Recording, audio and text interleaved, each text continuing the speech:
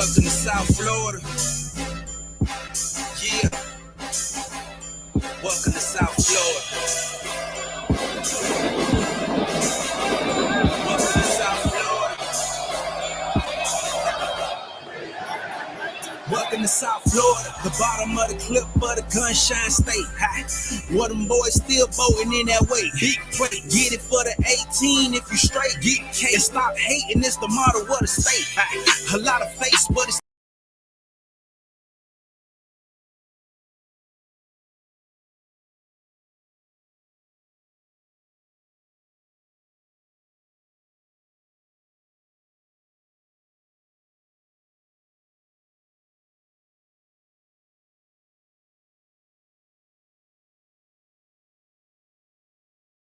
with stars they give you 5 stars. You've been to 5 stars, which is much positive. Listen, man, University of Miami fans want to know one thing. Does University of Miami have a chance to get James Williams? Definitely do have a chance. welcome to South Florida. Yeah. Welcome to South Florida. Welcome to South Florida. Welcome to South Florida. When you on the field, is it pregame? Like, is it ever? Are you ever afraid? Does you ever feel fear, or do you ever feel pressure? Nervous. You ever feel pressure? Not one bit. None of that. Nah. Who's been your tough defender? Like, who's bothered you the tough? Yeah, who's the toughest person to play? I don't see nobody. I knew this. Nobody. He was gonna give it the damn hood.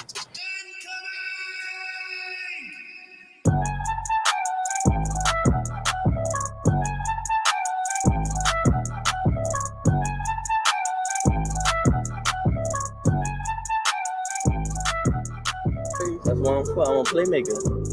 I love receiving. I love to catch the ball. I love to go over people's head. Yeah. You feel me? So I just got to do what I do. University of Miami, they land you, and then they land the number one. We call him football player, number one player in the nation, James Williams. Yeah. Both playing the same position, right? How do you envision that working? Are they telling you how that's gonna work, or?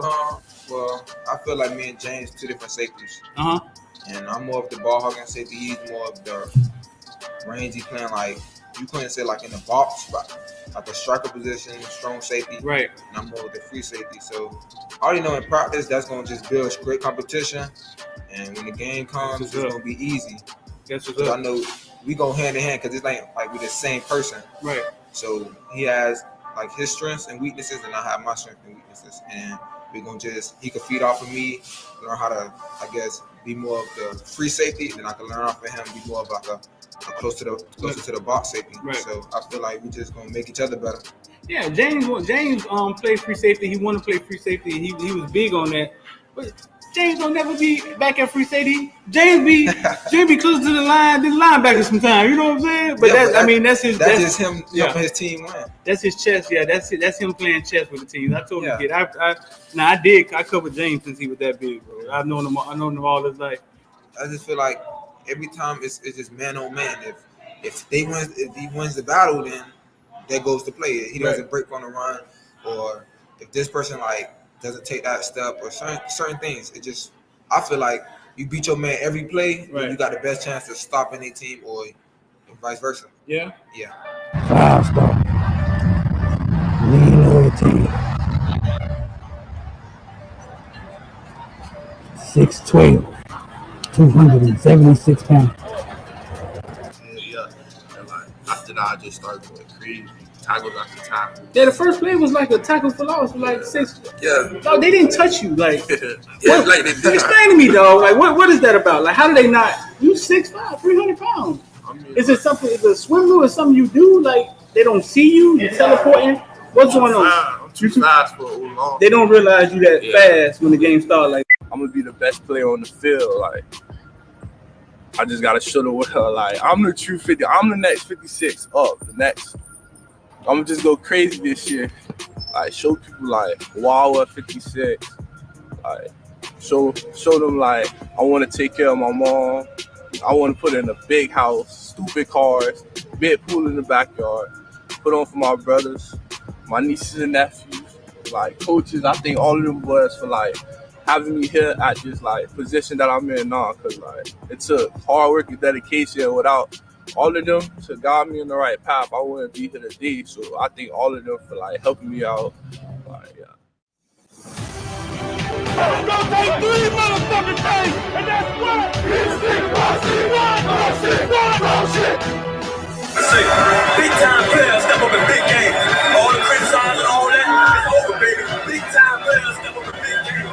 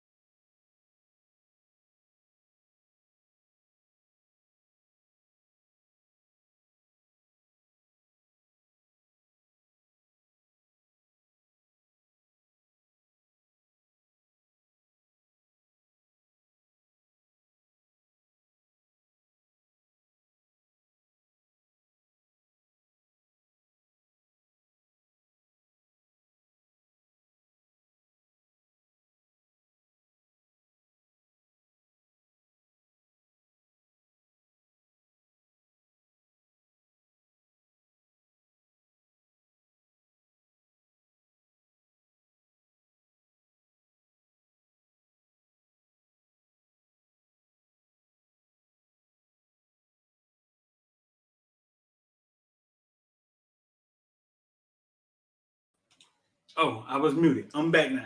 All right, man. I'm D. You about to talk about everything for Bitcoin the ball. I was just playing with y'all. I'm D. We about to talk about everything for Bitcoin the ball on this Friday, man. I'm actually we're gonna watch Bitcoin because Bitcoin is failing right now. It's down. Ethereum is down. But if y'all been watching your boy, when it's down, everybody who's been watching me for when it's down, you know what to do. What do you do when it's down? What do you do when it's down? Oh man, the whole market is red today. Is the whole market is red. It's ugly. It ain't just Bitcoin and Ethereum.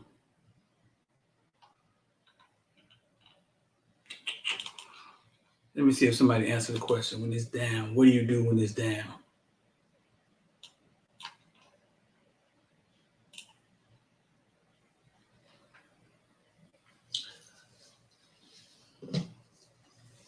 You buy now, exactly, big dog. You buy more when it's down. When it's down, you buy more. You buy low, you sell high. We say it all the time. But when it's time to do it, we get scared. We get scared because the TV saying, "Oh, the market is crashing. We're going through a recession." People, things are getting rough out here now. Stuff is getting high in the grocery store now. I see that things are getting rough. But listen, either you think it's going to hell, and it's all the whole market gonna crash, and the rich people who play with the market, they're gonna let the market crash, or it's gonna go down and up like it do every time. Same thing with crypto. So listen, man, it's Friday. We got one day in the wake up for the big throwdown, the big throwdown. And shout out to all the football villains, man, and everybody who supported, man. We know we got credentialed really late. We had to get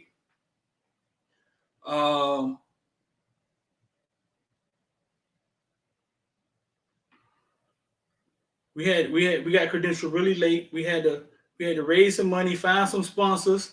Shout out to everybody who supported. You know what I'm saying? We'll be flying out tonight to cover the game, to give y'all coverage, and football villains pull together, and a couple sponsors pull together. Well, one sponsor came through, and a lot of football villains did their thing. Hold on, X say send him the link. X want to come on the show. Let's see. Let's get X in here.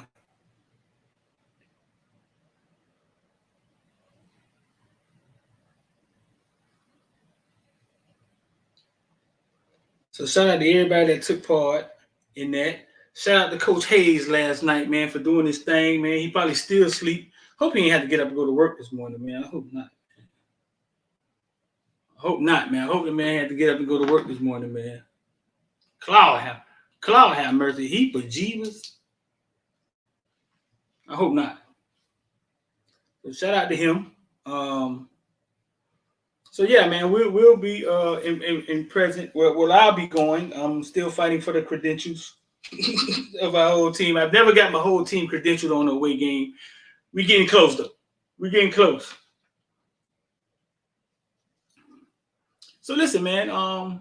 Real spill, bro. What I wanted to get into, man, for anybody getting here, I wanted to talk to y'all about was see me in here with the hoodie on. You see the thing say Texas A&M Fraud. That's what the thing say. It say Texas A&M Fraud, right? Let me see. I'm gonna put it up for y'all. It say Texas A&M Fraud. I am the creator of these thumbnails, and I'm gonna talk to y'all for a second.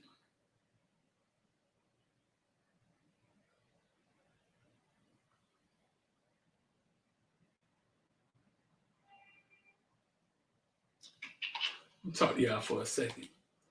And I'm gonna go back. I'll go back to. I got a lot of questions.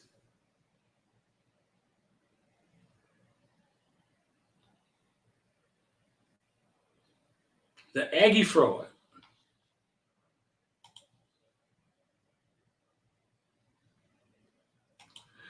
When I started, okay, so when I started Footballville, I always got a story, huh?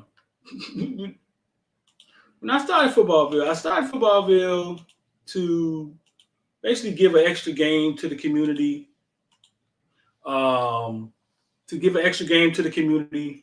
Basically, so they could see a game that they wouldn't have had a chance to see, to uplift the kids, to get them something to strive for, something to shoot for. But I didn't really understand. I'm not even gonna lie to y'all, dog. I didn't really understand what media meant. I don't like what I'm saying.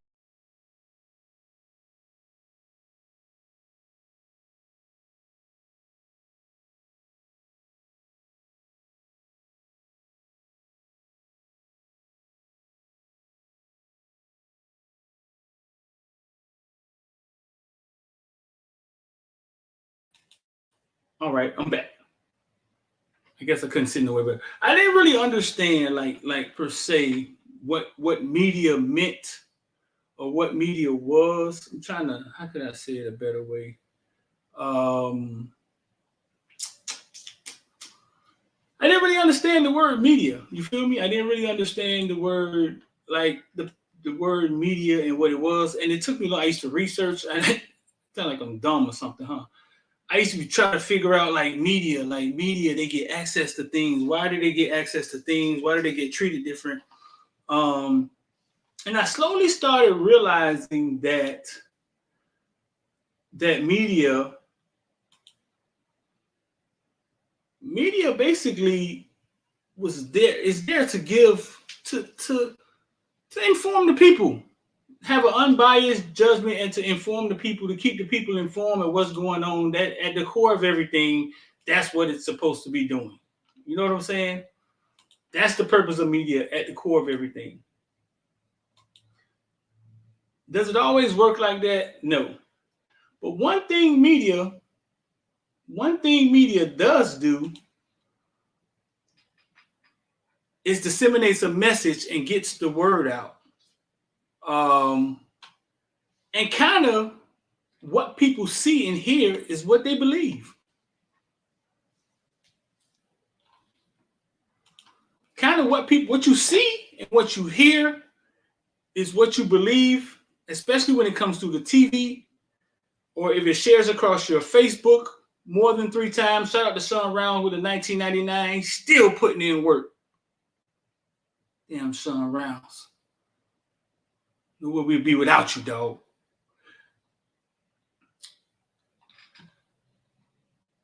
So I realized that because I don't even watch like the local news anymore, man, because what comes across that thing, to me, it always appears to be like fear of something, fear of this, fear of that. And what we see is what we believe. What does this got to do with football? You know what I'm saying? Like, what does this got to do with football? The University of Miami tomorrow night will be facing the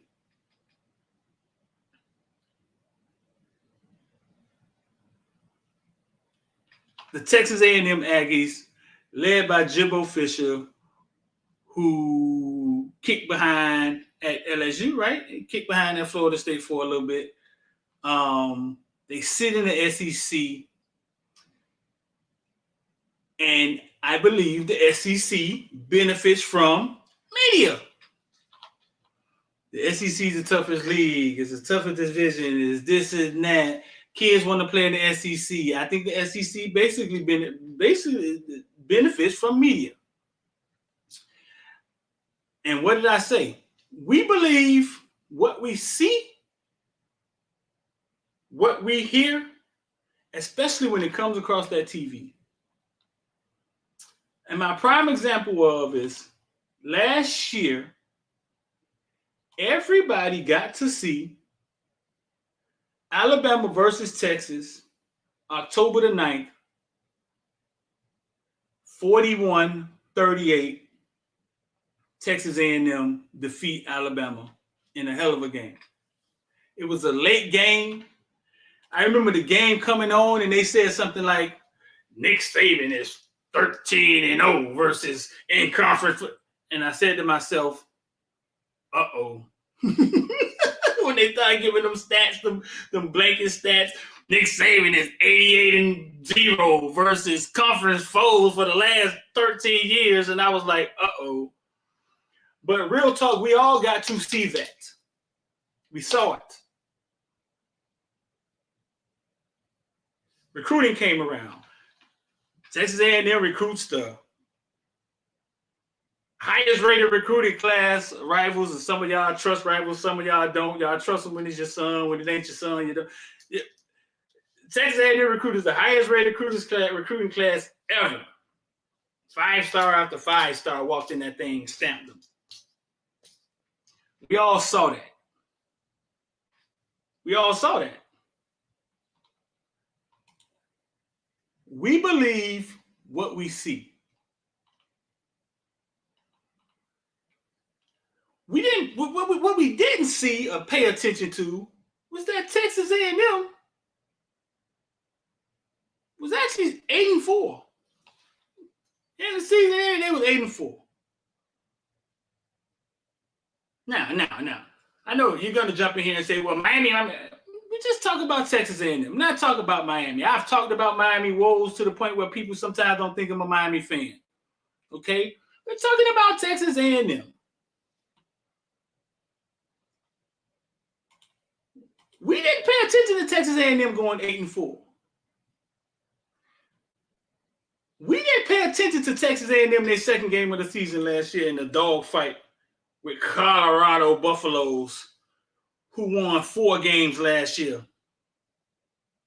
Texas A&M beat them 10-7. We didn't pay attention to that. We didn't. That wasn't on national primetime TV and got blasted across the country with the media. We didn't pay attention to Texas A&M getting beat by Arkansas. We didn't pay attention to Texas A&M getting beat by a Mississippi State team.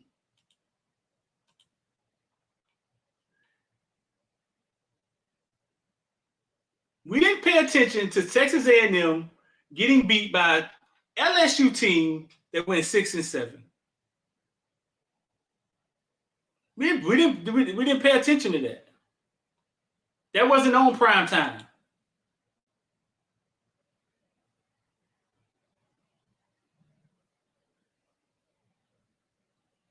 What I'm saying is this. We believe what media tells us. It controls us. Not because we want it to, because that's what it is. What comes across the TV, what comes across the internet, we believe it to be true. Jimbo Fisher left out of Florida State. They were pretty bad when he left.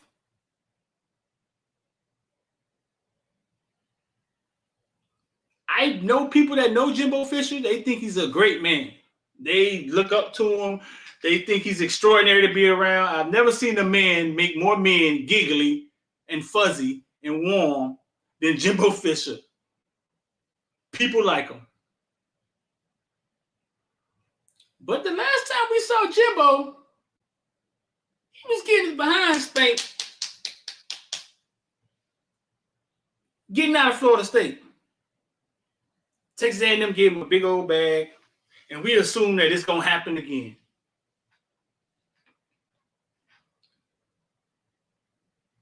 Bro, the only reason my little homie Shamar Stewart thought Texas A&M was on and up, you, Keith Brown, Amari Daniels thought Texas A&M was on the up and up.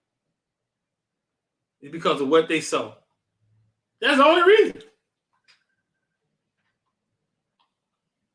It's because of what they saw. And what they believe. Jimbo at Texas A&M, he's about to turn it around. Oh, Lord, they beat Alabama. That thing finna get rocking. But that one kid walked in there during recruiting time, and I ain't gonna never forget him saying, they ain't got no trophies. They don't have any trophies. They haven't did it. Miami's about to walk into a 12th man, 110-seated stadium. I don't even know how you get that many people in the damn stadium. I'm not even sure where we're gonna park at tomorrow. I might just Uber. I don't even know how that looks. 110 people at a place. But it's the same 110 motherfuckers who Greg Cooper ran all over. It's the same 12th man. We went in there with decent teams, okay teams, and kicked their ass. I don't know what Miami team gonna show up. Miami ain't showed up for a big game in a long time. But I know all that shit they talking about Texas A&M. Smoke and mirrors, dog. That's all it is. It's smoke and mirrors. What's up, X? Man, that Texas A&M shit is cupcake, man. We gone. We got it. It's cupcake, man. We here. Y'all stop being scared. Like, nah. I'm telling you, I know Jimbo nervous by him switching quarterbacks like that, just that fast. I know he's not. He don't. You know what I'm saying? He's not really comfortable with how his quarterback play is. The offense is not looking like how he wanted to be. That's why he talking about, I might end up giving up play calling pretty soon, because he know, like, when he has an elite offense, he has the 2013 FSU team, elite offense. He hasn't had an elite offense since that time. You know what I'm saying? So, no, he hasn't. Once Jameis Winston left, he had decent to normal success for quarterback. Even from when Jameis left Florida State, I forgot the guy who transferred in from Notre Dame. Was it Golston? Remember Golston? He transferred. That was him, right? He transferred to okay. So he hasn't had that much success with quarterbacks after Jameis, and it's still going on. So I feel like he's just not comfortable with that quarterback situation. No, he's not. I know for a fact they're not comfortable. I mean, I've talked to some people. We talked to some people. I know for a fact he's not comfortable. Dog, if you look at their schedule last year, they played Kent State. They was in a dog fight with Colorado, 10-7. I don't even know. They played New Mexico. They beat them 34-0. New Mexico won maybe 3 games last year. And then they lost their next 2 games. Arkansas, Mississippi, and then, bam, they beat Alabama. Dog, their season started pretty rough last year, dog. Yeah, so we might see a similar situation this year. Well, Very mediocre, dog. We're assuming Jimbo gonna get them together. We're assuming he Urban Meyer. I don't know. All I'm saying is this: they have. Don't get it twisted. They're gonna look bigger than us tomorrow from that field. I'm sure they are. I'm sure they have some dogs on that team, and they're having a trouble getting them the ball. Their running back, the number 6 that everybody's talking about, he's only 5'9". But he 5'8". I think he's 5'8". Right. But he can play. But they have ballers on the team, but for some reason it's not clicking, especially offensively, and it could be because everybody understands Jimbo offense. It could be because everybody understands Jimbo offense, and he doesn't have the offensive line to accomplish what he's trying to accomplish. Yeah. Again, it's all good and said when you just recruit 100 5-stars and you just expect them to come in and just gel. 2022 is not even about football for most players and teams. A lot of players got a lot of other stuff on their mind. You know what I'm saying? So for them to go in and buy into what the coaches is actually saying while they're thinking about, man, dang, World Street just got $100 million NIL deal. What's going on? You know what I'm saying? That's in the back of their head. They thinking like, hold on, I remember you said this a while back that some players saying, hey, I'm not finna go out there and get my body up when I could go get drafted and get this money. You know what I'm saying? I'm gonna kind of ease up a little bit. I ain't finna go all 100%. So now players saying, well, shoot, if I could just get this NIL money before I even get on the field, I don't gotta go 100%. Now you got a bunch of that pertains to all college football, though, right? Not all college football. No, it's everybody. But I'm just saying from this particular team that I've heard from coaches say this, like, hey, these guys ain't really focused like that. So, I mean, that's just something in the back of their head that said, well, we got a big game. Is it that big? I mean, like, I can guarantee you if you ask most of the A&M players, they would be like, yeah, it's a game. It's against Miami. It ain't that big. We know who the game big for, though. Keith Brown, Murray Daniels. We know the game big for them because we talked to them. Right. And so it's just a lot going on with that A&M situation. Like you said, it's not just them. It's a lot of teams, man. I mean, you can just look at it. Look at Notre Dame. Look at who else not doing good so far this year. It's just a lot. No, it's college football is changing, and coaches have to get. They're gonna have to be on top of all the noise that's running around. Like I told you, I mean, Cristobal said he don't even let them say NIL in the locker room. Don't. That's your business on the outside of here. Don't even bring it in here. Like, and that's real talk. I mean, that's your business on the outside of here. Don't even bring it in here. Yeah, because at the end of the day, I guess it's just something you could call a part of life, jealousy. You know what I'm saying? One player can hear you, and he got what? NIL. So now they don't want to do what they want to do because they want to get the NIL or, so on and so on. So I think Mario is doing an excellent job of keeping that out. Just look at this week alone about the Vontae situation. He instantly gets up there and say, we're not doing that here. Right. You know what I'm saying? So right. I'm pretty sure Mario like, no, we ain't doing none of that. We focus on football. When the season over, let's go. Do everything I need to do to get NIL deals or, you know what I'm saying? But it's football season. Let's get these W's and let's get through it. Yeah, no, I mean, he's definitely like a dictator. He's not having it. And right now, during these times, you might need a dictator, dog, to try to get through and figure out how to deal with these players with the new attitude. And some of them get money and don't understand money, and first time having money, don't know how to tell women no, all of that. All of that's happening, bro. All of that's happening. This ain't the same college football. We control the kid. See, one thing about control is this. we talk that crap, right? College football, starving the kids, the coaches get all the money. It got one thing about control is you got control, and you can control the product. Once you allow it, once you take the safety belts off, and you allow the product to start doing different things, the product may look different. It's no different than your house. It's no different than the classroom.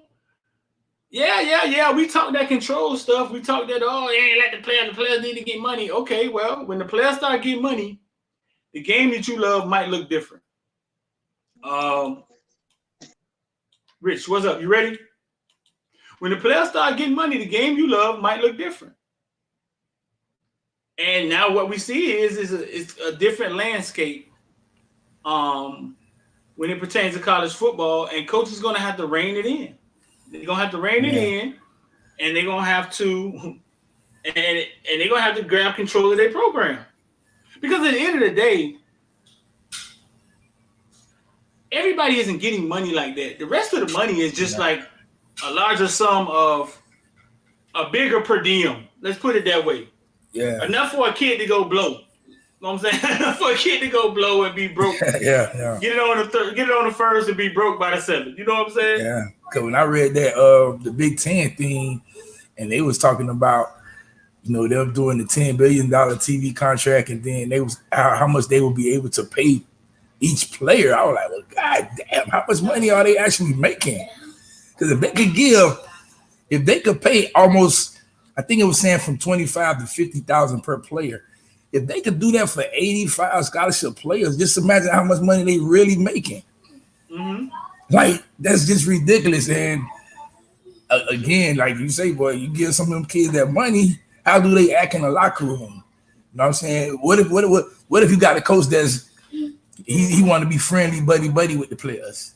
He gonna lose. He gonna lose the locker room. You know what I'm saying? I don't see a coach like Nick Saban lose. No, Nick Saban ain't gonna lose no locker room because Nick Saban ain't gonna go for it. You know what I'm saying? Maybe Dabo Swinney, he ain't gonna go for it. Kirby, he not gonna go for it. But what happens if you got a coach that's, hey, I want them to be my buddy? Oh yeah, coach. Okay, well, might not come to practice today. I gotta go do a commercial. Manny Diaz. Yeah. Oh yeah. He was definitely. Oh man, he lost the locker room without that. But yeah, like Manny. I like Chaminade tonight, man. Yeah, it's gonna be Chaminade gonna be hard to beat. American Heritage got 27 seniors though, so they're a very, very old, very, very seasoned team. You know what I'm saying? But Chaminade gonna be really tough to beat. Man, for Heritage to beat Chaminade, Heritage better run that big boy. He better run him all game and keep the ball out of Chaminade's hand. Yeah, it's gonna be really tough to beat, bro.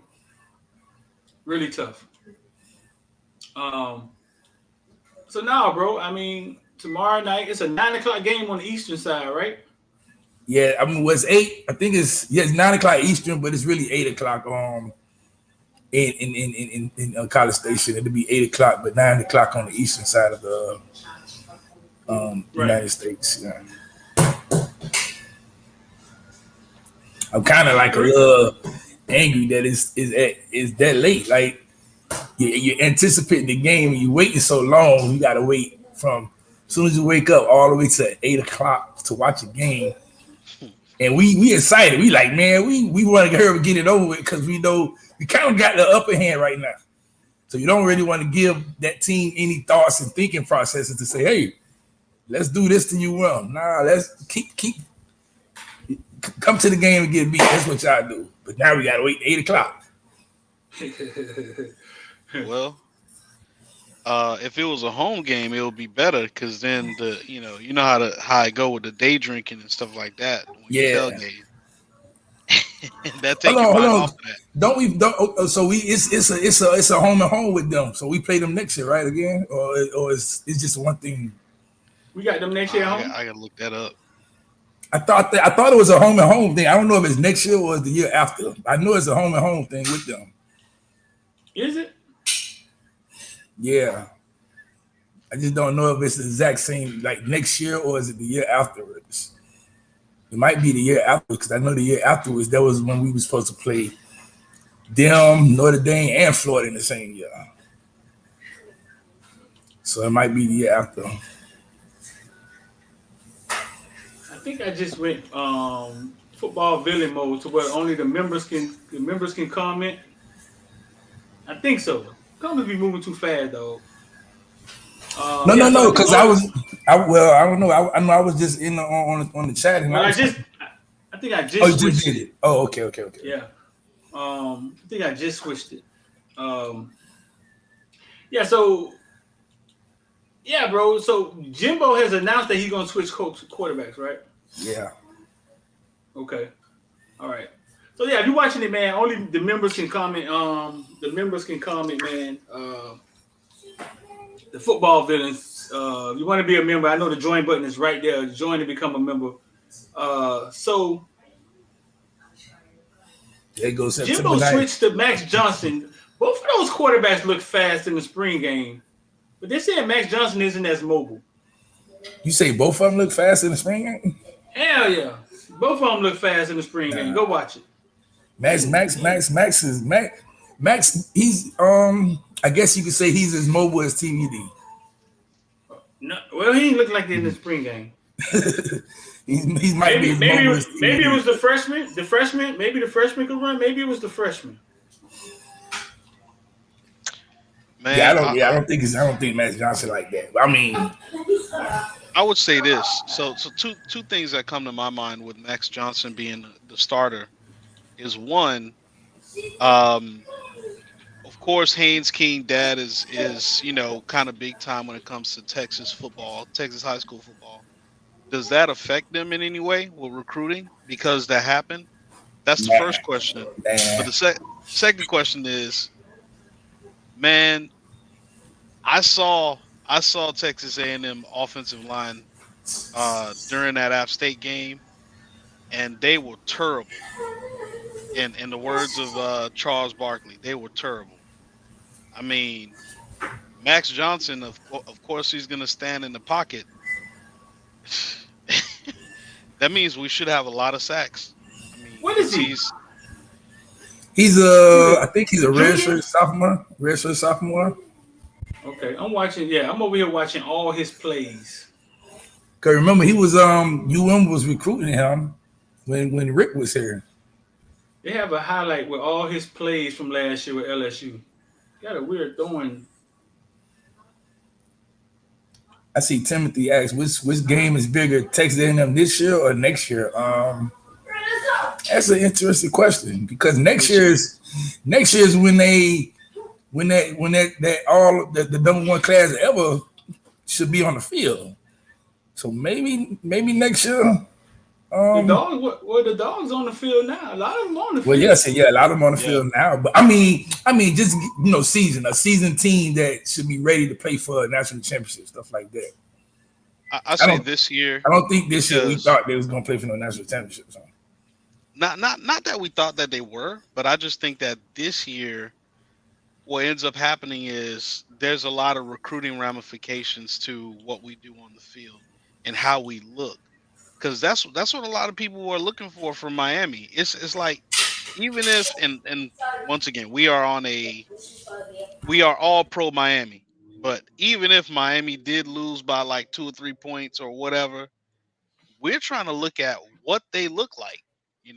Are they? You know what I'm saying? Like, what does a team look like on a big stage? And that's really going to play into the minds of recruits. So I say this year's bigger because we don't want to give them any more edge going into recruiting. Okay, but I wouldn't say that because I think the edge in recruiting is kind of we here. Like you, Mario and you, I'm here. We playing on the same level field now. I don't think the edge is there like that necessary for anybody. I mean, outside of maybe Bama, maybe Georgia. Ohio State, we in a couple battles with them. We'll see how things go there.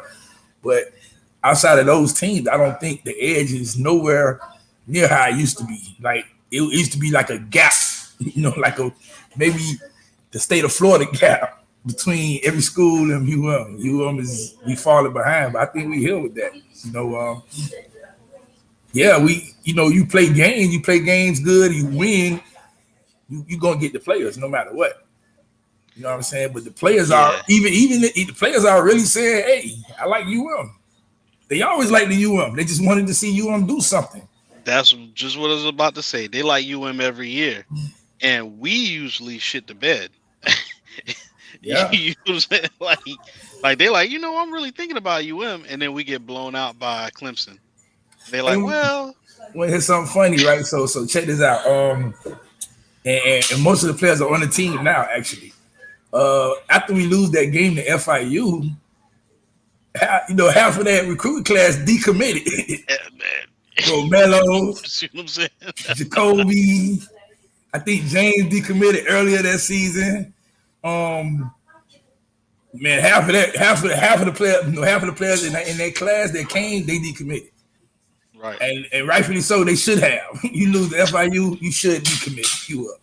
You know what I'm saying? But luckily we got them. We ended up getting those guys back. Those guys are on the field playing. Stuff like that. So you win games, man. You want to get the players. Just looking at Mark Fletcher, Brandon Ennis, those two guys are two that's saying, "Yeah, boy, you want winning games like that, and they're doing this and this and that." Oh, okay. Yeah, we might pay this real close attention. You say we got the boy because of COVID. I mean, if that's what you want to call it, then hey. I mean, I'm just telling you, it's this game is with A&M losing to App State. If we lose to A&M, man, God. What? Not taking anything away from App State, but in our minds, it will readjust how far away we all think we are to getting back to that promised land. If we lose to A&M? Yeah. Huh? Yeah. God, explain to me how you got there.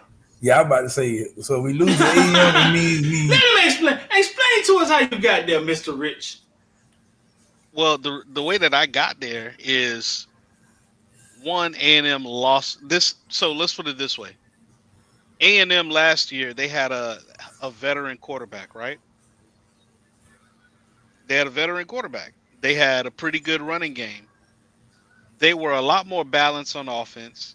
That defense was clicking on all cylinders. And it allowed A&M to go out and beat in Alabama, right? Mm-hmm. Now, everybody understands this. If you do not have a starting quarterback, you probably won't be a playoff caliber team. You just won't, right? They have freshman wide receivers out there for a reason, right?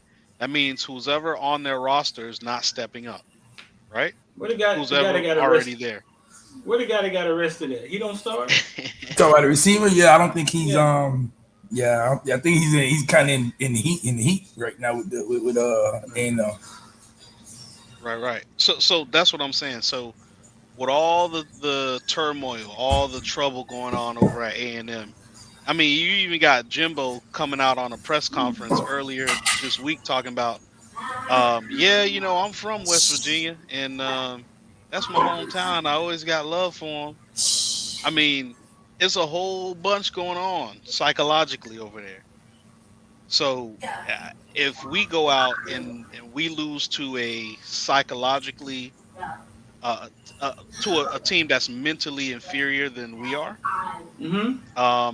as well as we got a lot of pieces that's going to be playing that wasn't playing last week. Right. I don't know, man. We got to pull this game out. Can I play A&M fan for a minute? Sure. Let me play A&M fan for a minute. Let me play A&M fan for a minute. Them goddamn Canes coming in here with old Ruiz throwing money around like Scrooge McDuck. I'm sure they got some NAL problems in their locker room too. Everybody over there getting money. Huh? What? They lost their number one running back? What? Their wide receiver, the most catches one had was 33 catches? What? They struggled the first half with something missed? What? They just lost their number one wide receiver 2 days ago? You see how that you got problem shit work? Yeah, absolutely. It's how you look at it, dog. The difference is the only thing that A&M has, and I give it to them, is they have A-Chain, that running back. Like I said, he's an All-American sprinter. So you really gonna have to contain him. You're gonna have to keep him. You know what I'm saying? You're gonna have to play contain because of course he's gonna want to bounce it outside. They're gonna call your 26 power type stuff, and you've got to contain that dude because you don't want to turn it into a track meet because when he gets to the second level. If we could do that. I mean, I don't know, Rich, dog. Like, they have more than that. They just haven't been able to give him the ball. Dog, they got some fucking ballers over there, bro. They got some speed. They just haven't been able to get them the ball. Shout out to Sean Round with the $9.99 again. No, they got some ballers over there, and they have some speed. They haven't been able to get them the ball because I was a line in the quarterback play. But for people who say this loss okay, so Jerry say this loss won't be like FIU level. Now we compare A&M to FIU. No. But if Miami loses, it will be same old Miami. Well, listen, I'm finna tell y'all this. So come down off the high horse. This is the same old Miami, bro. Like it's Miami in construction. So y'all, like, until we go on the road and beat somebody, it is the same old Miami until Cristobal shows us it's turned around. Until Tyler Van Dyke stand up in the game and put his foot on somebody's throat. That's how I see it. We saying the same thing, Street. No, but no, I'm going in thinking this though. I'm going in thinking that, listen, bro, we gotta take back respect from people. Like these people don't fear us no more.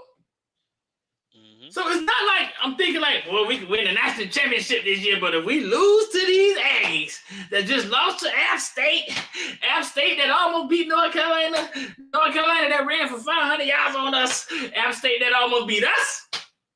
Mm-hmm. Dog. So I always go back to, I am delighted and happy that the process has changed. I'm delighted about that too. Once the light switch flip on, we'll all know it. But I don't think the light switch has switched on. I don't think it's flipped on yet. Somebody just said something about Texas. Don just said something about Texas. Put us in a dogfight with Alabama, and I say the light is flickering. You know what I'm saying? Mm-hmm. Miami going here, and we tied at the half. Okay, mission accomplished, part one. We done went on the road and stood up in a big game. Mm-hmm. Now, it may not be Clemson. It may not be, you know what I'm saying? But we done went on the road and stood up in a big game in front of 110,000 people. Now TVD, bring us home. But saying that, Rich, if they do win, Rich, then that means what? If they do win, it doesn't mean that we're back. It means that we're beating. It means that we are beating people that, because usually on our schedule we have one or two games, at least two games, that we are supposed to win and we don't. And if we can improve on that, right, where we win the games we're supposed to win, not the ones that we know we're going to win. Like, we know we're going to be Bethune-Cookman. We got, a Duke on our schedule. we're going to beat Duke. But the ones that we're supposed to win, like Virginia, in the past, because they look hot garbage now. But we were supposed to win that game, but we ain't win it. So North Carolina last year, we were supposed to win that game, but we ain't win it. Well, North Carolina was favored though. So I mean, after getting our breaks beat off of us the year before, typically Miami teams come back and respond. It's always kind of been the case the past 20 years. But we didn't do that last year. Well, I go to Vegas, dog. Vegas usually is the truth. There's some truth in what Vegas says. So anybody want to guess what the line is now? Talk about the game for tomorrow. I think it went down to 4.5 or 3. Anybody want to guess what the line is now? 6. 6. Oh, so it went back up. Okay, yeah. So Vegas playing the. I see what Vegas doing. We lost our number 1 wide receiver, Kane fans. How can we be blind to our own problems and looking at everybody else's?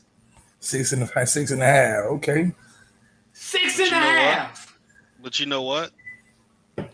That is, in my opinion, we've been talking about this ad nauseum for, I would say, since the spring. We all love Restrepo. We all do. And we want him to do great things. We want him to go to the league and tear it up just like Braxton Berrios is doing, right? We want that for him. However, the debate we've had in the spring is why Brashard ain't getting the ball. Brashard is faster. He can do this. He can do that. Mm-hmm. What did Lasson come here for? Right? Mm-hmm. Big, fast. We got Melo. Melo need to touch the ball more. We got what's Keyshawn Smith? He been looking good. We've been saying all that stuff. And guess who back? Guess who back in the building? Jacoby George. So all the guys that are supposed to make a big impact at wide receiver, they here. They here now. I'm going on a limb and say 2 of our receivers are going to have nice big games tomorrow. 2 of them. You feel me? They here. I don't know exactly which 2, but 2 of them will have some good games tomorrow. Moment of silence for Restrepo. You used to hit people when you were a little kid, man. I don't know if you still hit. You got curly hair now, bro. I don't know if you hit it anymore. All right, man. Restrepo, man. We're going to follow. Born in my like, you cut him up, he going to leave on the green.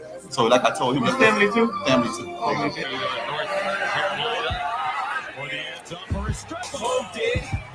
Please don't forgive me for what the stove did. Nobody touched the building until Ho did. How many billionaires can come from home crib? I count 3, me, A, and Ree. Bronze and Rock Boy, so 4 technically. I left the dope game with my record clean. I turned the cocaine into champagne. Franklin is think the about back. my Dino with the same Van soap. Dyke wants to throw it over the Me and Laura told me I was slaying and dope. an open Now receiver. the weed stores It's can you Xavier believe this time? Restrepo. Put my hustle on the road. That's 21 yards. Then we said fuck it, took the dope public. Out the mud, they gotta face you now. Van Dyke, after the judging how you judge it, said we going corporate. Nah, we just corner boys with the corner office. I'm at the cat tape. Plenty of time. Has a man open. Restrepo, he catches the ball in Wildcat territory, and he's on the run. He's still going and falls down, tripped up by the turf monster at the Cornerback, strong safety. You used to hit people when you were a little kid, man. I don't know if you still hit. You got curly hair now, bro. I don't know if you hit it anymore. You got curly hair now, bro. I don't know if you hit people no more. All right, man. Restrepo, man. We're going to follow. Born in I had to make this for my dog last night, You man. cut him up, he going to leave on the green. So, like I told him, Family too? Family too.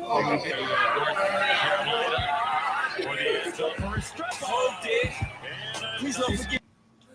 Had to make that for my little dog last night. Now, Restrepo is TVD's roommate. He's his security blanket. I don't think Restrepo is more talented than Brashard and Romello. I don't know. Listen, Marshall Faulk was born because the starter got hurt. I think Brashard catch some of those passes. And go to the house. Like that's something that Restrepo catch. But you can't deny that the fact that Restrepo he makes it happen on the field, though, and he's gained trust with TVD for a reason. But no, Rashard and Romello, they're different type of athletes. They got to do it on the field, though. They got to do it. They got to do it on the field. They got to do it. Man, listen, you got Rashad Smith that can step up and take that place. You got Jacoby George coming back.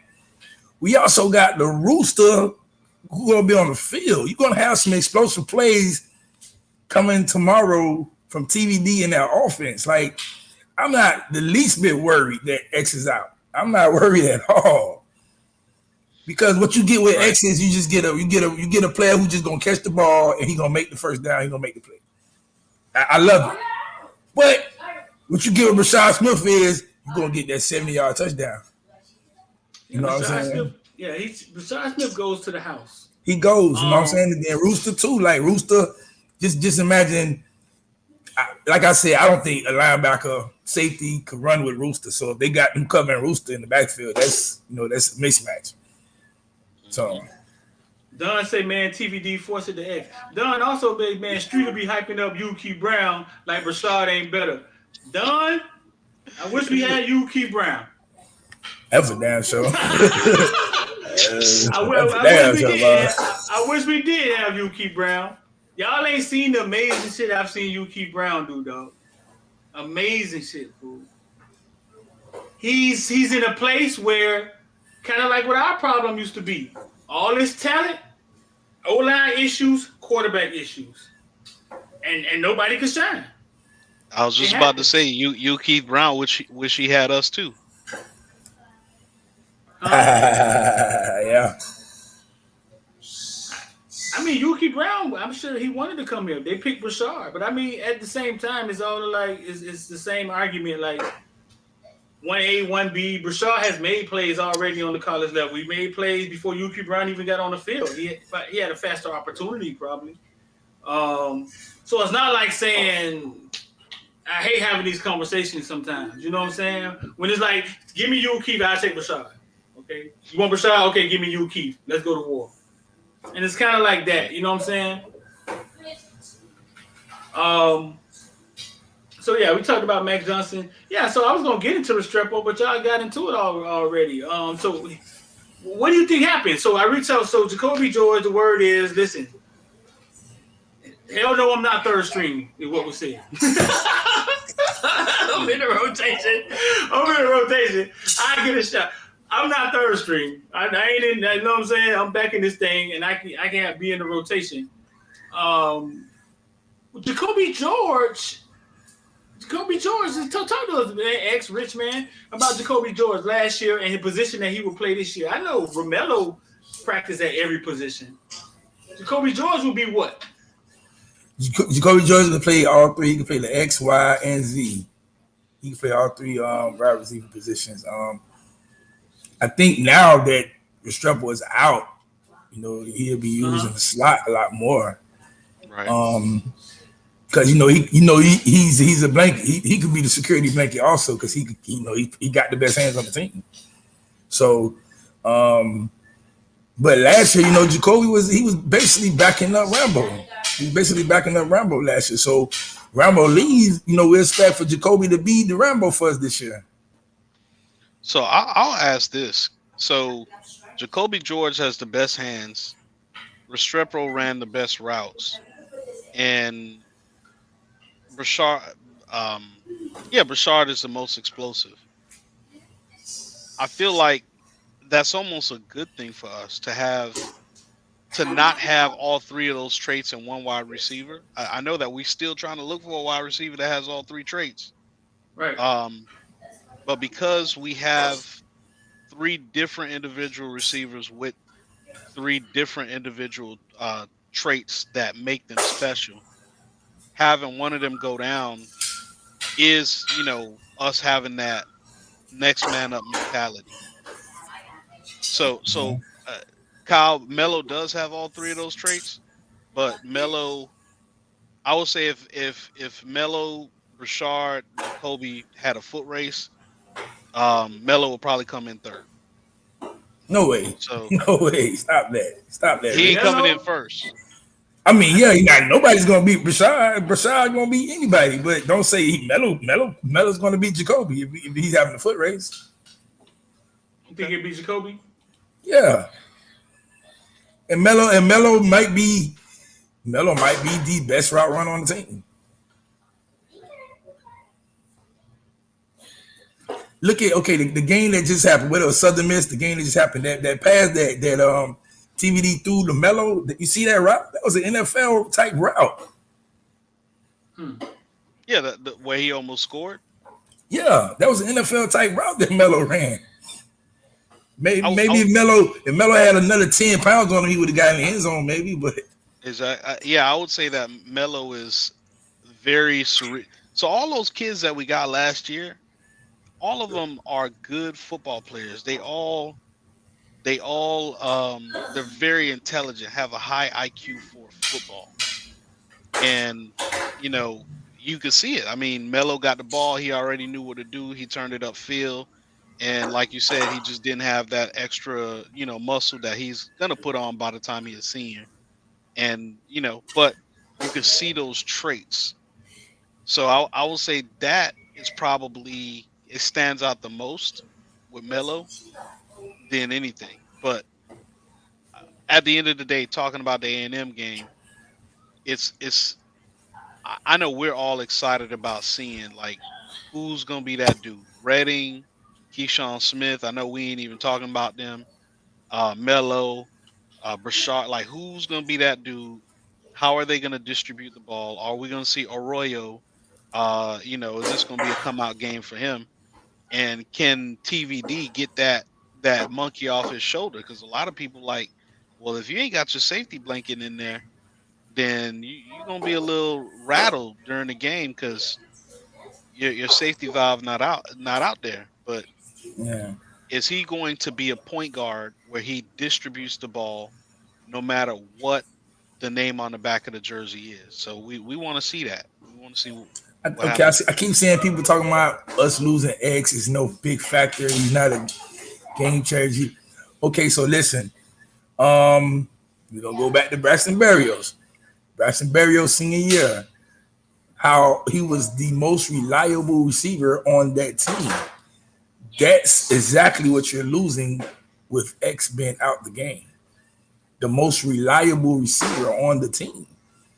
Go back to that drive in the against Florida State. If Berrios don't make those two catches, we lose the game.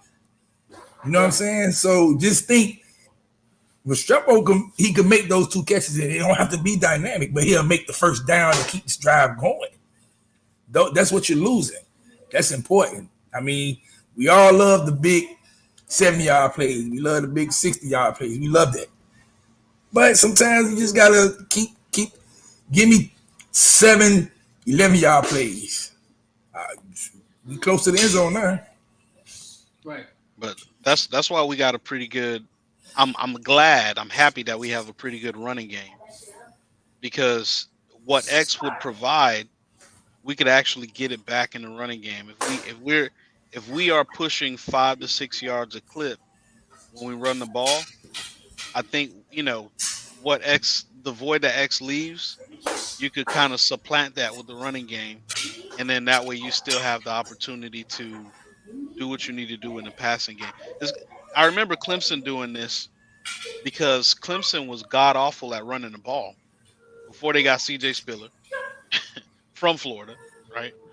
They was god awful at running the ball, and they implemented an offense where they're like, you know what, we're gonna treat our slot receiver like an extension of the run, where we're gonna get a shorter slot receiver. We're gonna throw him screen passes and bubble passes and all that, and have them, try to get upfield for 4 to 6 yards. And that was their running game.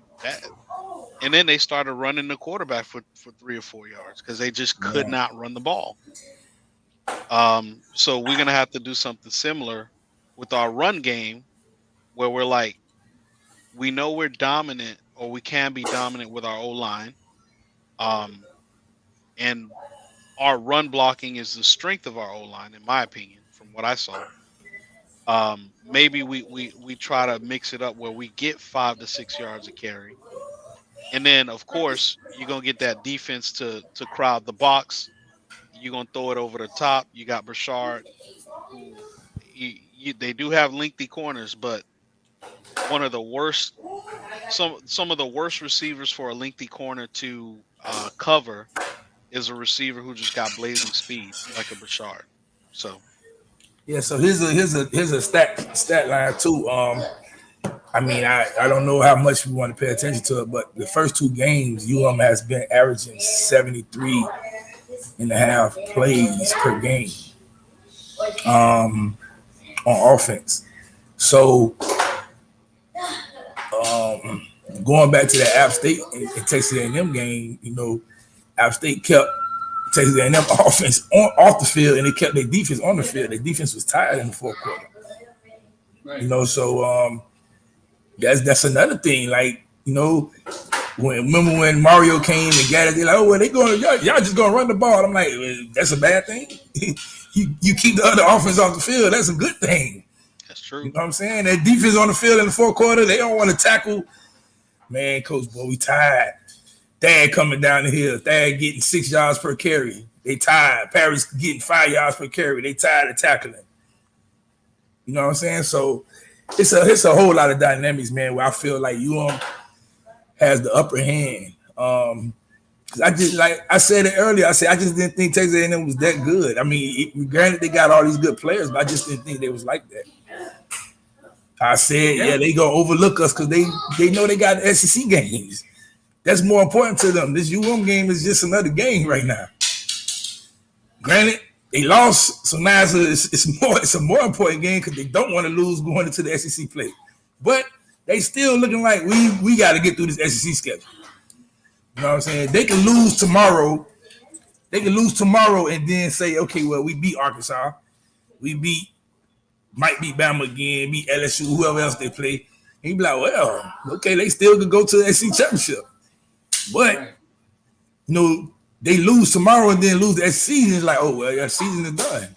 So it's a lot of dynamics, man, that could go on. I think our offense is going to, man, I said TVD going to have him a good game, hell of a game tomorrow. This is going to be the game everybody say, oh, TVD back in the Heisman race. Think so? Hopefully. Yes.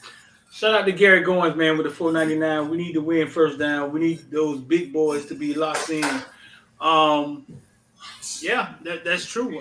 It ain't just it ain't first down. Remember, we doing a whole lot better third down. Last year, we couldn't get a third down to save our life. Right. It was hard on third down. Well, we heard coming out of their camp this week, man, things done changed. Jimbo locked down on them. It was a lot of changes. We may see different people get different guys at different positions. Once the quarterback, we already know the quarterback has been changed. You can only expect that after a loss. I mean, so you're probably going to get the better version of Texas A&M. But Miami, you got to stand up. You got to be able to play 100. Talk about going to the Big Ten if you want to. You got to be able to play in these 100,000 stadiums. You know what I'm saying? These hostile crowds in situations like this. And they finna prove his test one. Oh, it's the preseason. Bethune don't count. We've been saying all that stuff. Well, here's test one. And it is definitely a test unless a Miami team show up ready to blow Texas A&M out, and we haven't seen that happen on the road for Miami. So what happens with Texas A&M defense, X? So now you think they what? Restrepo's gone, so they come up and what? Play man? Okay, so I don't know. I know their game plan was to basically stop the run. I was listening to one of on Twitter, one of the dudes was like, "Yo, we stopped the run, we pretty much could win the game because everybody's saying the same thing. Oh, well, they don't got no explosive receivers, so we we can play them man to man. We gonna put our best corners on their average receivers, play them man to man. They not gonna make no plays.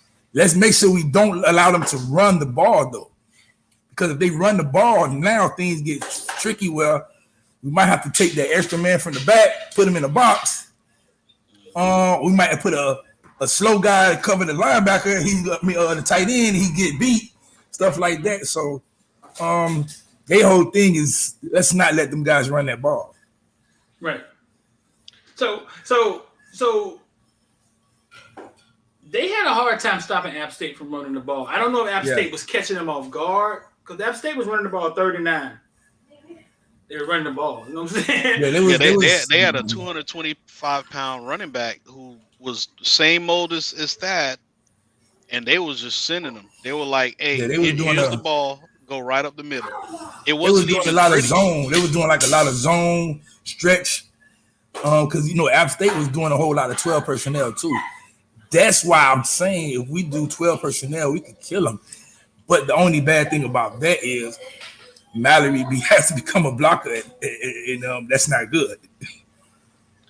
Yeah, I mean, first we gotta make sure we can block them. I think we have confidence in our offensive line, but I think tomorrow, the tight ends. I think we see the unveiling of our tight ends in the passing game. But this game gonna look boring in the beginning. I think we finna try to run. I think we're gonna try to run Paris, and we're gonna try to establish the run against them, and probably take our shots. But this is a different wide receiver core, right? I think we're gonna. You think it's Lasson, Redding, and Brashad? Who do you think it will be? Lasson, Redding, and I don't know who. Brashad, Romello. You say, do we think Lasson, Redding? You think it's gonna be Lasson, Redding, and Brashad? Romello, Latson, Redding, Keyshawn Smith.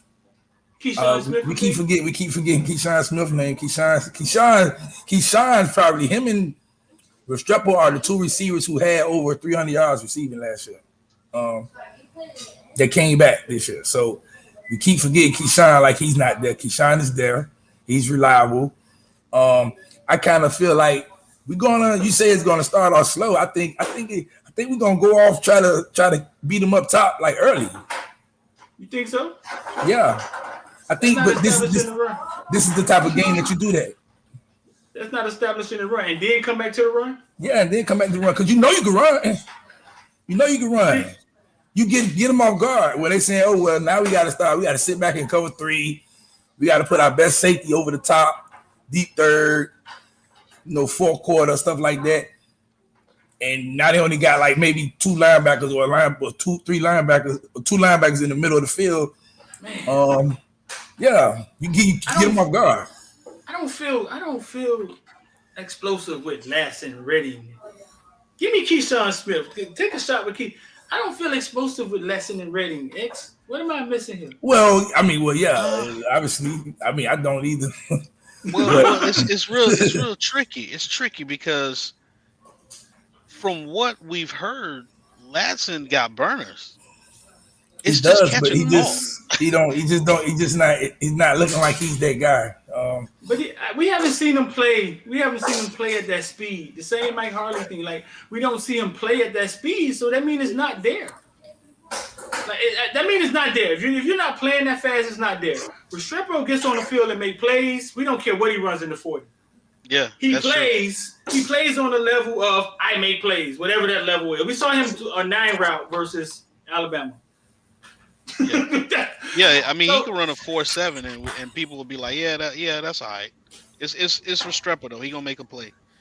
Latson, that's the intriguing part. We got guys who got a lot of skill at the wide receiver position, and for what their upside is, they just got to meet their upside not only for this game but for the rest of the season. X, we haven't seen anything out of Lassen in practice to say Lassen. We haven't seen anything. Look, listen, I was just finna say, the 2 transfers we got have been a huge disappointment so far. Lassen and the young kid. Who? Kobe Young. The tall dude who looked like a tight end. We haven't seen anything from neither one. I mean, I know. We hearing Lassen could run. They saying it in the comment section, but I haven't seen anything in practice that say Lassen is fast anymore. I don't know if he left here fast, but I remember the first 2 weeks of practice, I was like, well, damn, but Lassen running by the DBs, that might be an issue. But then he actually ran by Malik Curtis, and I was like, oh, okay, so he still got his speed. But again, he's not doing it in practice, obviously, because if he'll be on the field. He's not doing it in the game. So,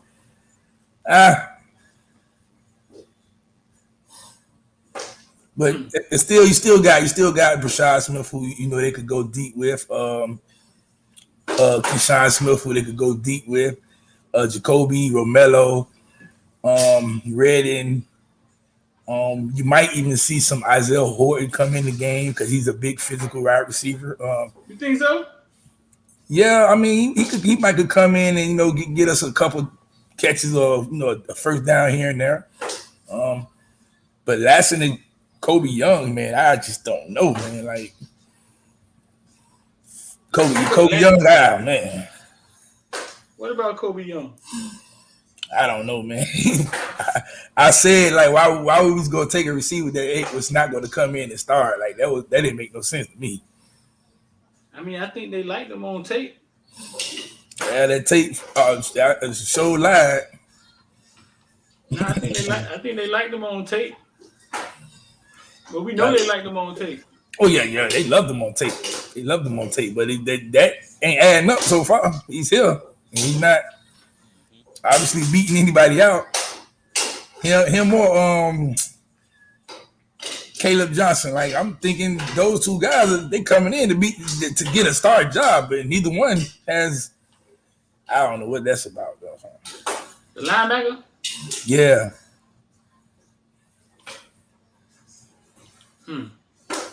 When is depth chart coming out? Probably an hour before the game. On 3 just dropped this. I ain't even looked at it. I just put it up. Texas A&M versus Miami as recruits.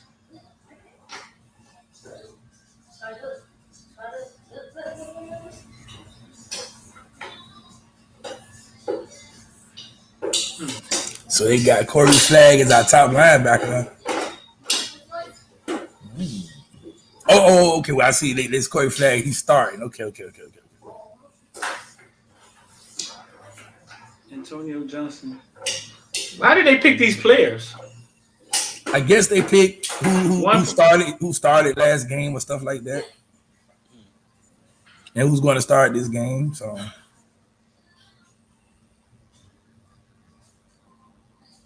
looking at this, it look even, huh?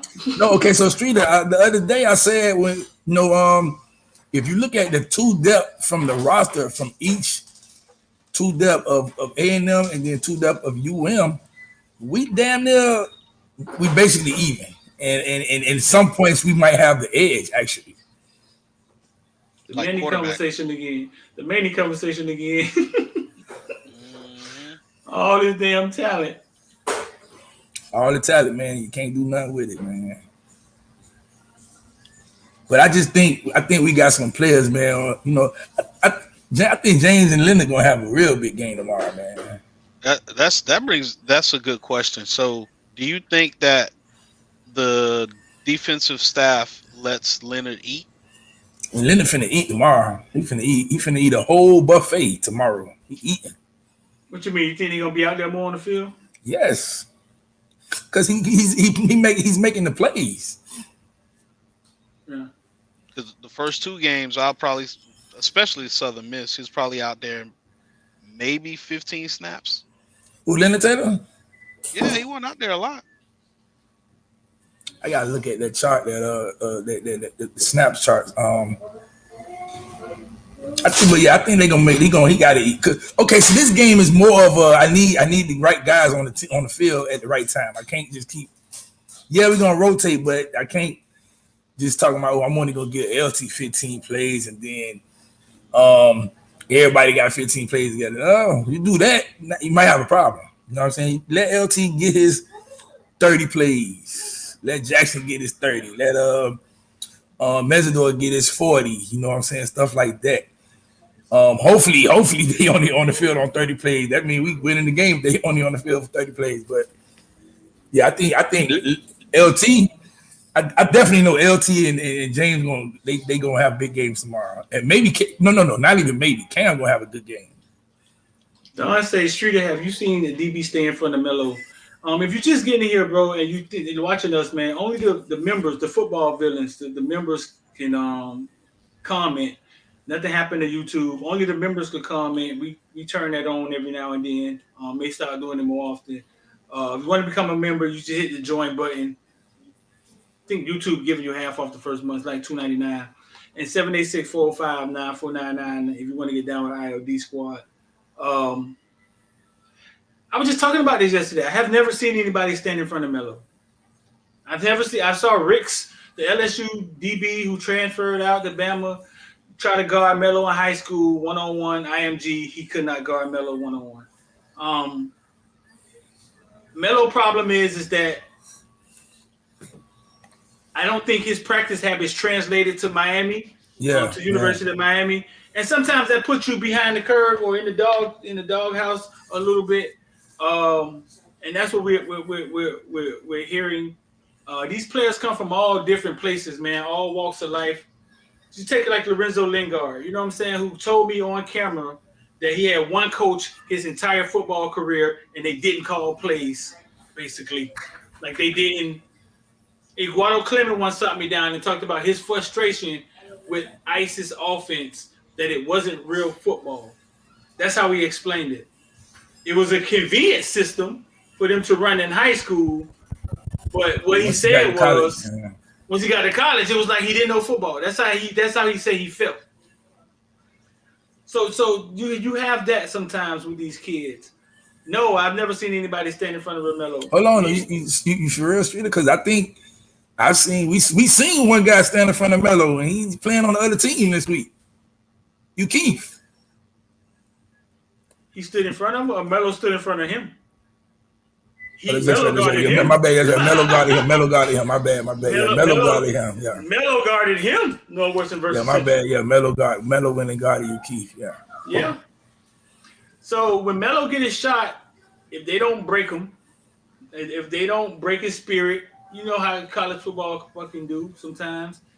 If you get his shot, just the same thing I told you about Thad. If they let Thad run the ball, Thad will stand up. But sometimes it takes a lot more to get on the field than just being able to play in college football. I think he's just waiting on his chance. We're waiting on his shot, and it has to be coming now. It has to be coming now. Well, you know, Bain got on Melo a lot about his practice habits. Bain knows Melo personally. We know him too, but Bain been knowing Melo since forever. So Bain got on Melo about his practice habits. He told him, like, look, you know you better than this. The reason why you aren't playing is because you're not showing them that you're better than this. You know what I'm saying? You think you're the best receiver, go out there and prove that you're the best receiver. Plain and simple. You can't come here half-assing. I think we just had a kid at that time too when Bain told me that. So like, yes, get back to focus when you was that top dog in high school. Now you in college, become that top dog all over again. Right. Yeah, but it gotta happen off the field and on the field. All right, man, let's get ready to run up out of here, man. I gotta get ready to go catch a flight, man. Anything else y'all want to say before tomorrow, dog? We're a 6-point underdog, dog. I like us number one wide receiver, dog. I like us 34-17. I like us 34-17. And X saying screw Vegas. Screw Vegas, man. Put the money up, man. Let's go. Let's run it. We gotta stop being scared. We gotta stop being scared of these teams, man. They put their pads on just like us, man. Yeah, I say 28-14, somewhere around there. At the end of the day, man, line that shit up, and hey, we here. It's big boy football. So, Rich, you say 28-14. X, you say 34-17. I'm gonna give them a field goal in the third quarter, and that's it. 34-17. Yeah. Y'all got any predictions in the comment section, man? Y'all want to let me see these crazy predictions come out this comment section.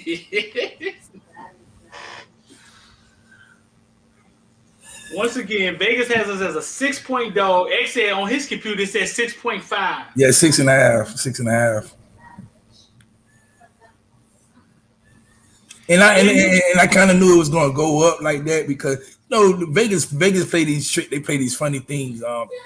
It was one or two things where it was going to either go down, but they saying, well, yeah, they look in the past and say, well, yeah, you don't do good in these big games. Let's keep it. Let's raise it back up. Well, no, X, I think we were favorite. Then we lost with Streppo. Well, no, because it went down. It went down to 5. It went down to 5, then it was going down to 4.5. I thought it was even at one point in time. No. What happened was the percentage. They just the percentage had went up. The percentage was even. Yeah, the percentage was even. Yeah, the percentage was 56% UM and 44% A&M. But the spread, they was always favored with the spread. And then in Vegas, they got everybody thinking like, oh, when it went down to 4, people were like, oh, let me jump on that. You don't gonna cover. Went back to 6. You ain't gonna cover, man. So the closest it got was 4.5. Yeah. Wow. This thing gonna be 7.5 by the time the game starts. Yeah, by the time the game kick off, it'll be 7. It'll be 7. Yeah. Somebody will bring up some point. Well, A&M they already filled their Gatorade coolers 2 days ago. That mean they about to win. Yeah, something crazy. They're gonna be like, oh well, yeah, one of your players left his sock in the locker room, man. Make it an 8-point lead. But hey, Kobe said Gaddis not gonna be throwing the ball all over the field like that. You gonna see tomorrow. Gaddis ain't come here just to run no ball now. Y'all get that out your head. I think we edge them out, man. 21-17, dog. But we finna be in the dog fight, and we gonna have to stand up. If the game close at halftime, man, this is on TVD. TVD got to win this game because he's the great equalizer. That's something we have. They don't have. Yeah. Come on, bro. That's a hell of an advantage, bro. They trying to find a quarterback, and I was supposed to be Heisman Trophy hopeful. Yeah, you're right. He gotta go out there, put his big boy pants up again. Yeah, it's maybe that or it's gonna be like Trevor Lawrence, Kelly Bryant, where Garcia come in and save the day, and then I done heard a couple of them Jake. I done heard a couple of Jake. I done saw them Jake tweets come out already. I'm like, pump your brakes. Wait a minute now, Jesus Christ. I done heard them it Jake ain't gonna be nothing like that. But A&M is clearly looking to pass the ball more, and they're gonna pass to set up the run. So I mean, you looked at our cornerback play. I throw the ball on them too. I throw the ball too. I'm not just gonna sit there and run. Look, just going statistically for the first 2 games. Bethune was able to get 93 yards rushing, but that was like garbage time in the fourth quarter.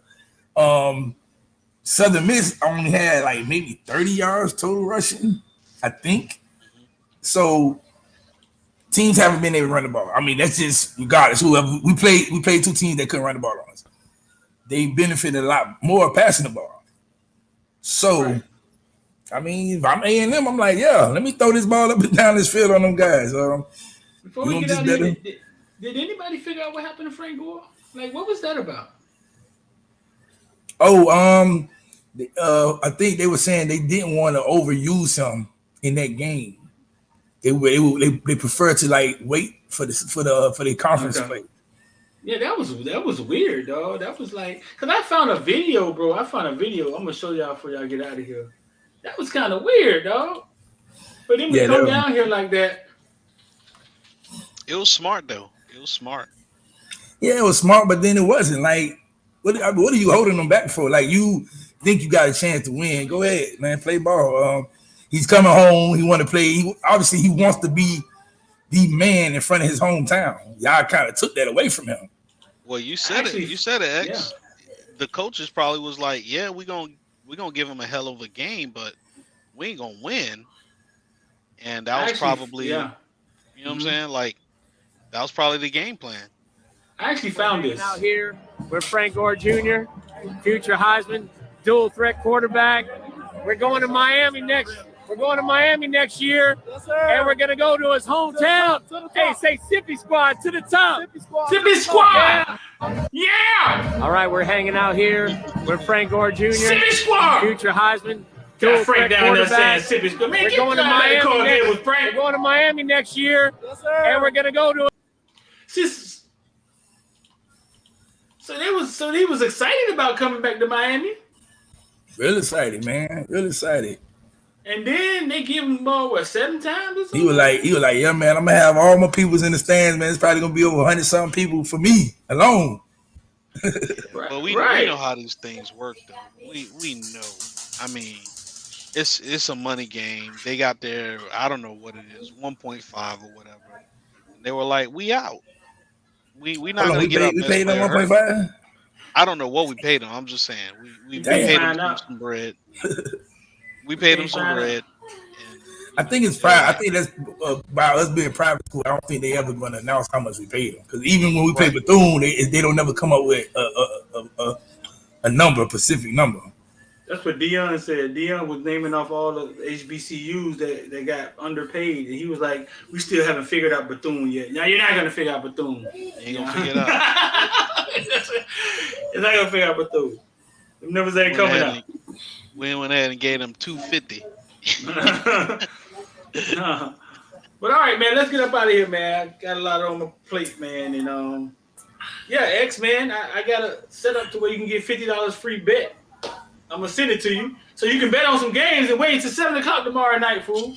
And since it's gonna be a long day, don't try to get drunk and sleep. Man, it's gonna be a long day, man. Listen, I was gonna be like, man, I might just sleep all the way to like at least 3, but I got to get up and watch football, man. I think Auburn play Penn State tomorrow. That's gonna be a good one. Oregon got BYU tomorrow. That might be a good one. There's another game. Pretty good games tomorrow. I'm trying to figure out, what type of who's doing a watch party in Orlando. Somebody said it was the Miami Flow dude that was doing it. Yeah, but they said that one sold out. Oh well, damn. It's sold out. You had to buy tickets to that moment? I guess. You want to go? You want me to contact Miami Flow? You want to go? Yeah, absolutely. All right, I'll contact him. Who y'all got tonight, man? Louisville, Florida State. Florida State, Louisville. I don't think we really care like that. We don't. We don't, but I mean, it's football on Friday. Yeah, I can't say. I just can't say those words out of my lips. That that team in Tallahassee is. But you know what? I kind of want Florida State to keep winning, man, because I want our game to be so big that when we beat their ass, they be like, "Damn." You know what I'm saying? Get back to Florida State and UM, like being the topic of college football. Right. No, but yeah, I think Louisville beat them because that quarterback, that Louisville guy, he been giving them hell since he been there. So yeah, but they lost to Syracuse. Man, look, Syracuse is good this year. People, I stop sleeping on Donnie. What's his name? Donnie Bieber. Yeah. Stop sleeping on them. They one of them teams that Street have been talking about. Older players on the team, guys are 5th year, 6th year seniors. They older, and they gonna beat these young boys because they just been in college football longer than them. They gonna beat them. Hey, like Kyle Brandt said, either way it's a win for us because Louisville recruits in our area, So if they lose, that's a win for us, and if Florida State loses, it's still a win for us. So it is what it is. Right. Y'all still got stuff to talk about? Y'all can talk. I'm gonna go pack. Nah, I gotta get back to work. You know what I'm saying? Oh, Close my day out. now you want to shut up, man. All right, man, get out of here, man. Peace. All right. Yeah. All right, 786-405-9499. Shout out to Linda Morris. I think Linda Morris done became a member 18 times. Shout out to Linda Morris becoming a member, man. If you're trying to comment and you're not a member, you can't, because only the members can comment. The football villains. Become football villains, you get access to previous. Listen, man, the restrepo information, we had the restrepo information the night before. Where my football villains at? Because I know they think I'd be lying. So with the restrepo information, we had it in the football villain group. When was it? Let me know. When did we have it? And then tell me when you heard everybody else start talking about it. That's the type of stuff you get if you join and become a member. You just hit the join button right there. It's down by. You should be by subscribe. If not, hit the like button for us, dog. I mean, we appreciate it. IOD Squad, 786-405-9499, or just click the link in the top of the comment section. If you want to get down with IOD Squad, that's where we trade every day, make plays, talk about NFTs, talk about crypto. There's classes in there, there's courses in there. It's a lot of information about trading. He said that was last week news.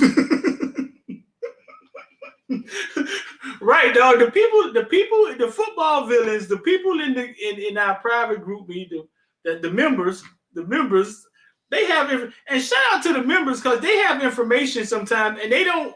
We go do a whole space, and Maddie and Cal, them guys come up there, and they don't say nothing about the information that's inside the group. Listen, man, we creating a real community, bro, and we love y'all to be a part of it. I got something else about to roll out, man. That's free, but I want all the Kane fans to be a part of a community where we help kids when they actually commit to Miami. We can make their followers go up, but we're gonna create that. You know what I'm saying? And create that buzz. Shouldn't have said that live, huh? I'm gonna go ahead and drop that soon, then. Yeah, we had that Jacoby news back in June. You know what I'm saying? Right, dog. Shout out to the dudes in the football villains, dog. Just join to become a member, and you'll get the link to becoming in the group meet. But yeah, because we do whole spaces and talk about stuff, and I thought many of them boys ain't say nothing. You know what I'm saying? The boys ain't say nothing. We was all in the whole. They were like Tuesday night. I think the news broke yesterday or something. I don't know. Thursday, Wednesday. When did the news break? Wednesday. Appreciate y'all, man. And Sean Rouse, tell him again. Join the Diamond Club. Linda Morris said it was rough for him, dog. Listen, Linda Morris, dog. Listen, man. He said it was rough for him, bro. Listen, I understand. Things get rough for me too, bro.